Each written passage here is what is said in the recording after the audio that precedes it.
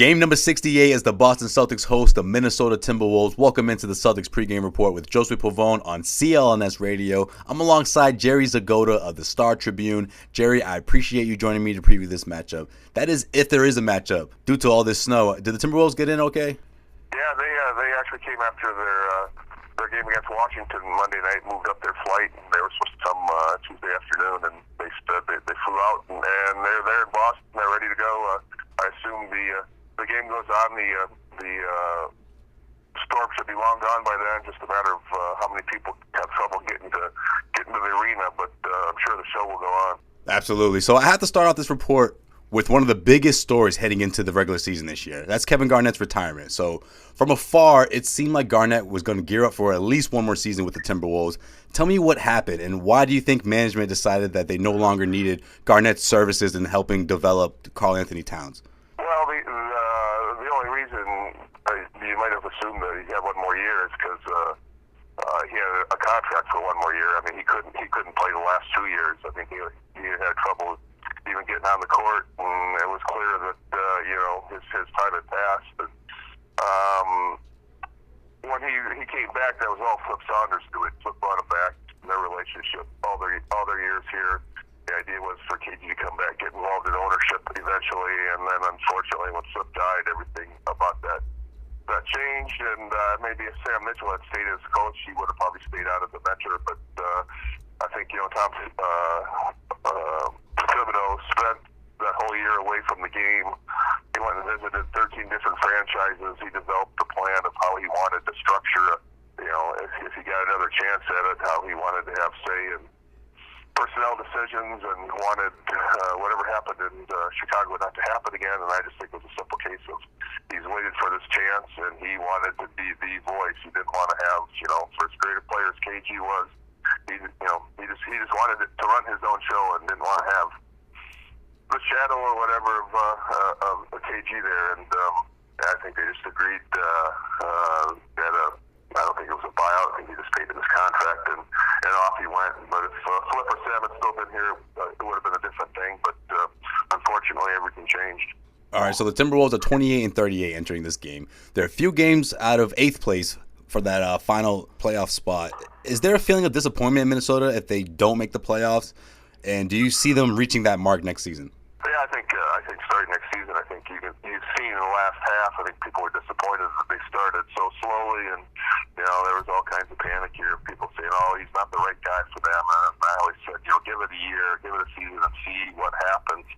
It's a long season. They've shifted coaches here so many times. These guys, Rubio, I think, has played probably for 6 different guys.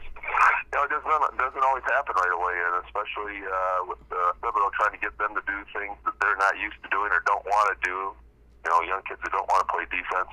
It just takes a while, and it took to about the All-Star break, and then they started to figure it out and playing a lot better defense. And I don't think with the way the season started, I don't think there'll be great disappointment if they don't miss or don't make the playoffs, just because at one point they were 6-18 or whatever, and nobody thought they had a chance. And it's still a long shot. I mean, they'd have to go.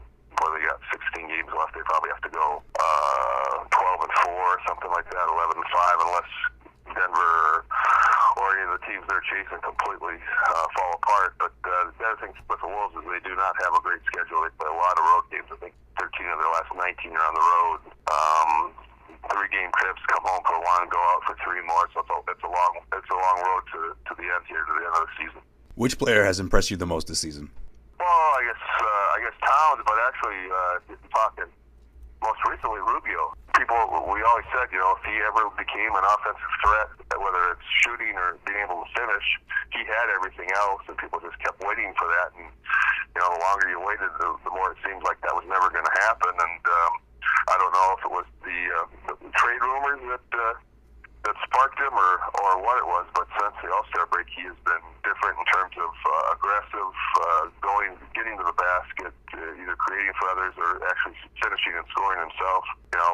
He's had 22 points the last 2 games, a franchise record 19 assists. Last night he'd gotten to 17 assists, I think 5 times in his career, never gotten over it. And last night he finally did, and he just they just couldn't win with a point guard who went, 0 for 6 or 1 for 7 and scored 4 points.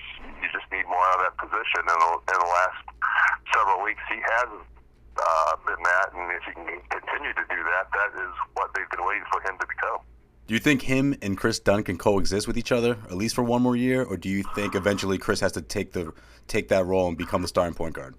Well, he's shown no indications yet that he's good enough to be that. I mean, he can't run an offense. He's great defensively, and they use him for that. But it's a million light years away from the way Rubio runs the team and the way Dunn runs the team. And probably understandable because Rubio's been doing it since he was 14, and he's been in the league 6 years. And Dunn's been in the league 4 months. But anybody who assumed, people saw him in summer league for 2 games before he got hurt and assumed he was going to be this great, he was going to be like that in the NBA. That just doesn't happen. I mean, I think they love him because of not many guys can defend and are tough the way he is.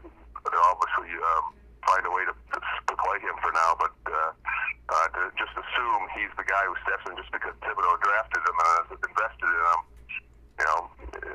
If Ricky continued to struggle shooting and scoring, I'd say yeah, but the way he's played now, no, not for the near future, anyways.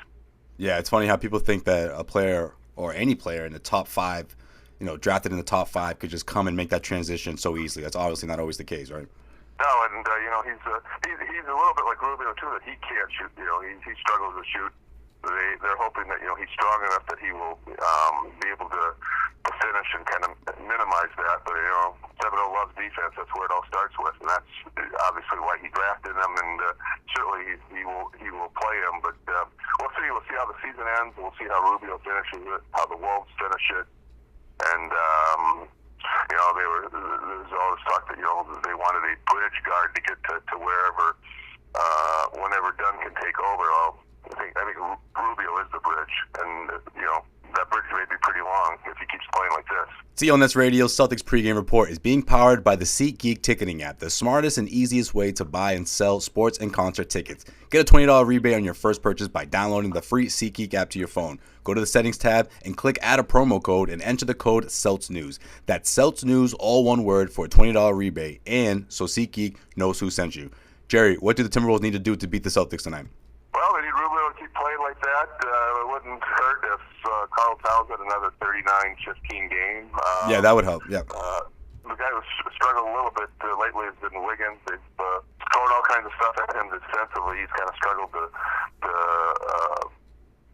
his shooting percentage, although a lot of nights when he struggles, when he shoots, whatever he did the other night, 6 for 18, he still gets to the line and still creates for others. But they need him. He's been in a little bit of a funk here. He went through that early in the year where teams adjusted their defenses and he struggled to figure it out. Then he went through the stretch where he scored 19 games in a row where he had 20 points or more, and then now he's back to where they're throwing all kinds of different defenses at him. And if he could get off track and get back on that 25-30 point game, that'd be pretty helpful. This is a tough trip for them. They start off as kind of a weird trip. They go Boston, Miami, New Orleans, so they can't really afford to lose. Every game they lose here is like 3 steps back. So if they're serious about the playoffs, they've got to win this one and a couple more, and at least keep Denver in sight. The problem is they've been winning games, and so is Denver. And Denver has a much more favorable schedule, a lot more home games. All right, Jerry, prediction time. Who do you think wins? Do you think the Timberwolves can steal one tonight against the Celtics? Let's see. The Celtics, are they just back from a long trip, or have they been home for a bit? They just came back, and then they had a matinee game on Sunday against the Bulls. That was their first game back against the Bulls, and then this is going to be the second game before they hit the road again over to Brooklyn on Friday. Yeah, I think it would be a tough one for them to win, but they're playing well, and they do play well on the road. So I would give the edge to the Celtics, but they'll have preparation. They'll have been in town 2 nights, and they know they need to win. It should be a good game. But if I had to say, I'll go with the Celtics. He is Jerry Zgota of the Star Tribune. You can follow him on Twitter at JerryZGODA. That's Jerry ZGODA. Jerry, I appreciate you taking the time. You're welcome. Well, that's going to do it for this edition of the Celtics pregame report. I want to thank Jerry once again for joining us, and I want to thank everyone who tuned in to yet another pregame report.